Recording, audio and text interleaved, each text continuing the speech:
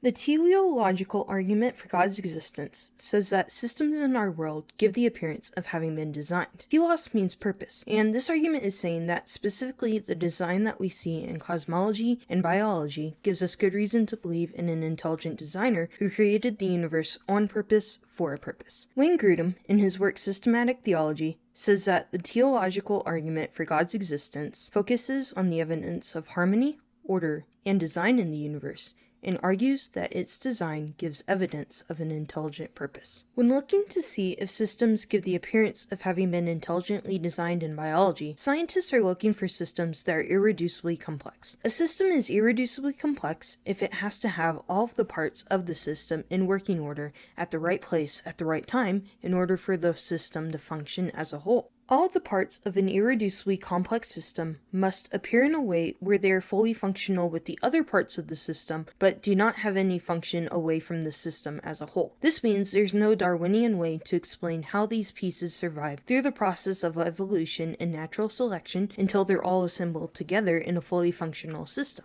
One specific example in biology that appears to be intelligently designed is the bacterial phagome. The bacterial phagome is a rotating engine that powers a whip-like tail that enables the bacterium to move through liquid to track down its food supplies. It has a rotator, a stator, a U-joint, bushings, bearings, also a single transduction circuit that allows the bacterium to sense changes in the sugar gradient in the liquid to track down its food. If even one part of this system was taken out, then the system as a whole wouldn't have any function and the cell would die.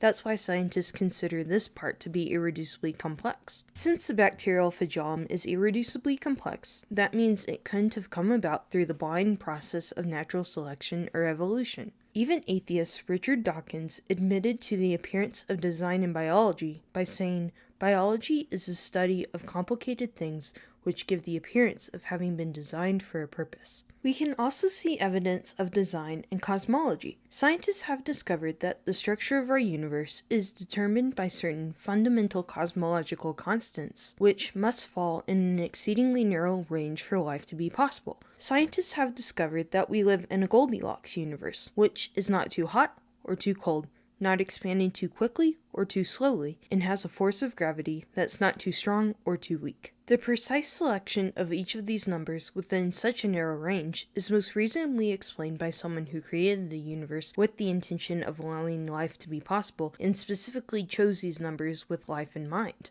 For example, if the gravitational constant, which determines the gravitational force, was changed in one part in 10 to the power 40, then stars could not exist and neither could life. To give you an idea of just how narrow this range is like taking a tape measure across the entire known universe and marking the gravitational constant as a particular inch mark on that tape measure. If you move that mark just to the left 1 inch or the right 1 inch, then life could not exist and neither could stars. Another example of this is the cosmological constant, which determines the expansion rate of the universe. If this constant was changed in one part in 10 to the power of 120, then the universe would either expand too quickly or too slowly for life to be possible. To visualize just how narrow this range is, imagine that same tape measure spanning across the entire known universe, with 0 being the minimum possible value for the cosmological constant, and the furthest number being the maximum value of that cosmological constant. In that case, the life-permitting range for the cosmological constant would be only 9 nanometers wide,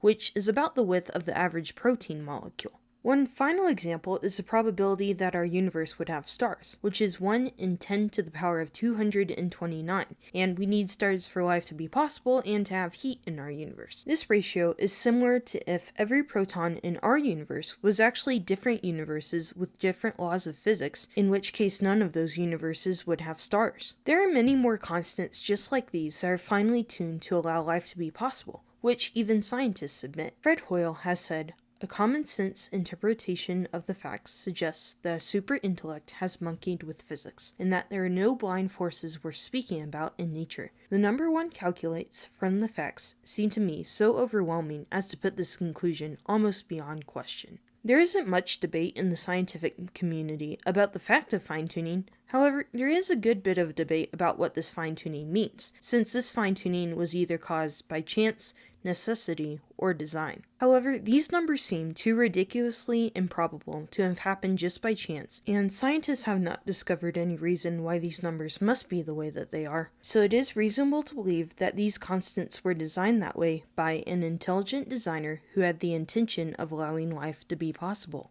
The design that we see in the universe, from cells to the cosmos, gives us good reason to believe that there was an intelligent designer of our universe. This is consistent with the Christian understanding of God, who created the universe with the intention of allowing life to be possible. Please like and subscribe for more videos that share God's love through apologetics, and remember, Jesus loves you.